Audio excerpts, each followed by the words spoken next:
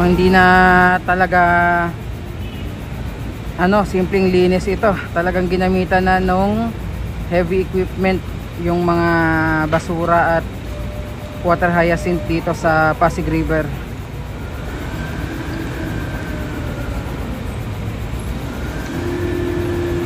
Tingnan nyo kung gaano kakapal na mga water hyacinth yan, no?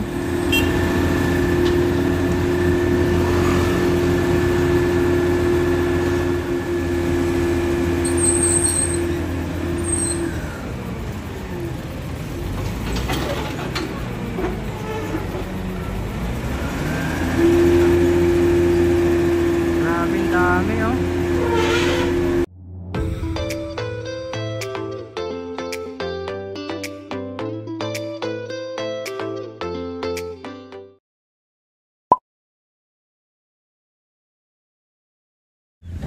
So medyo malayo-layo yung inikutan natin kasi nga sarado pa yung area na yan ng Jones Bridge.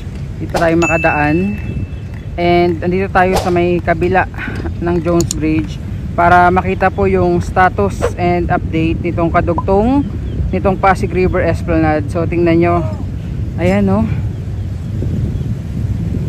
Ayan, tingnan nyo po, diba? Formadong formado na.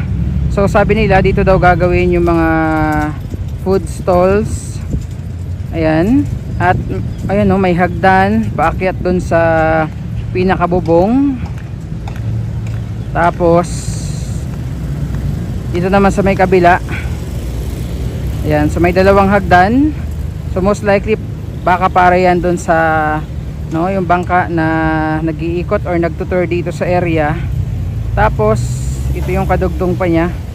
And kung titingnan nyo, napakabilis nung construction update, as of today, June 6, 2024. Yun nga lang, kitang kita nyo din yung mga kalat at basura today. So naging maulan kahapon, lakas ng ulan kahapon, no? So hindi ko alam kung dahil ba yun sa ulan, pero ayan nga po yung mga basura na naman. Yan, pati doon sa pinagagawan. At ngayon lang ulit din natin nakita, yung skimmer. Ayan, no? So ito yung skimmer ng ating MMDA. Yan, ngayon lang ulit natin nakita ito. Normally nangunguha ng mga water hyacinth dito sa Pasig River, at the same time yung mga basura, tapos yung mga kalat at basura din sa Manila Bay. So marami-rami na rin mga dito, water hyacinth na napapadpad. Pero again, July, August talaga yung pinaka season niya.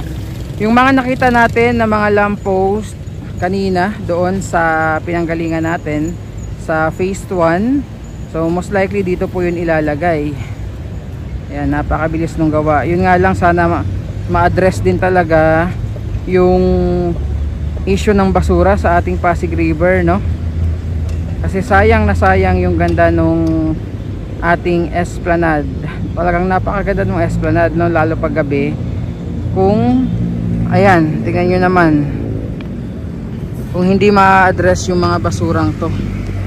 Ay, alam niyo ba sa pwesto ko ngayon, medyo amoy dumi ng tao talaga dito ever since, na nag-iikot-ikot tayo dito. So yan.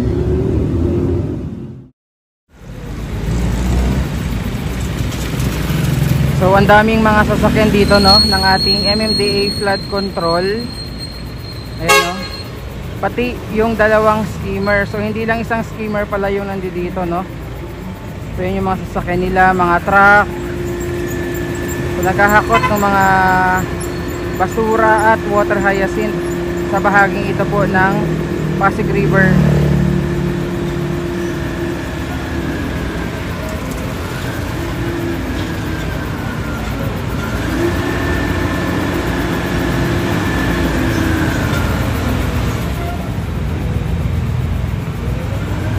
Ayan, so lumipat tayo ng pwesto para mas makita natin. So yan yung mga water hyacinth and kalat dito.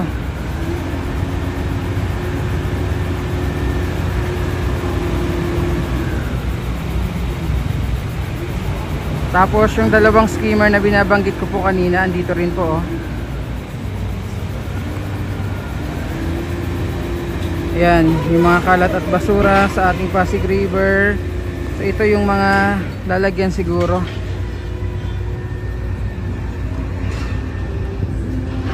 Yan yung Binondo Intramuros Bridge. High tide kasi, no? Yung mga kalat, water hyacinth, galing doon sa may Manila Bay area. Ayan, o, pakita ko sa inyo. Dahil nga sa taas ng dagat, papunta naman siya dito. Ayan, balik tayo dito sa ginagawa ng ating mga tiga MMDA flood control po.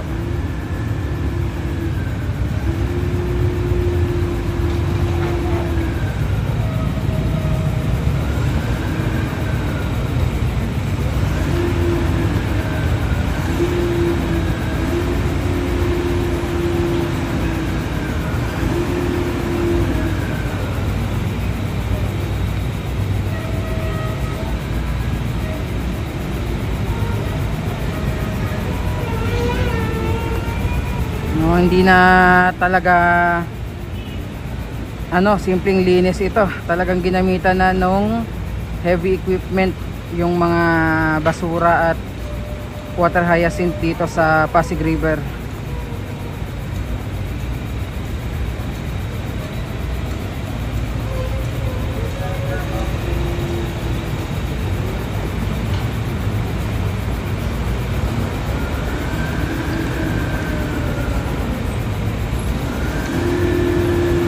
Tingnan nyo kung gaano kakapal na mga water hyacinth yan, no?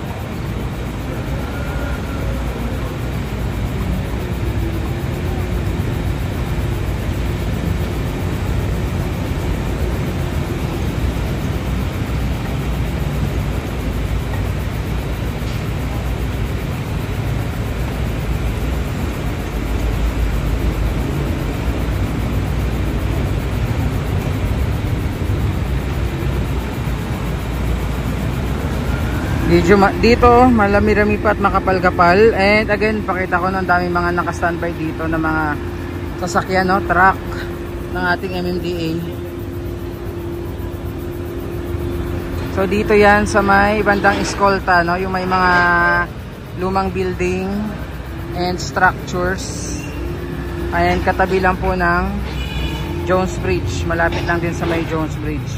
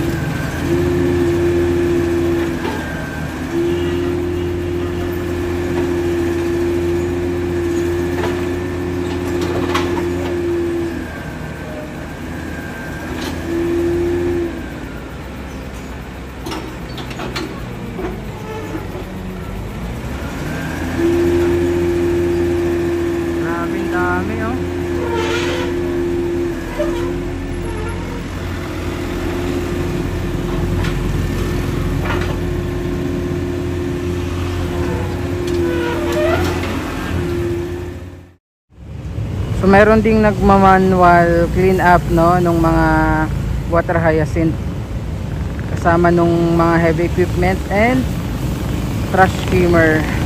Kasi kung titingnan nyo, ayan, no, dami nila. Ayan, mas lalong dumami unlike kanina.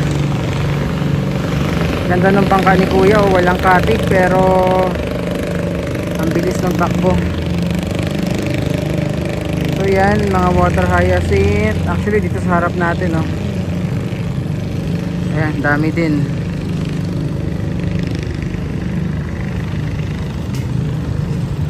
So yan po muna yung ating update today, araw po ng Huwebes, June 6, 2024. Marami po salamat, God bless, and ingat po tayong lahat. Salamat po.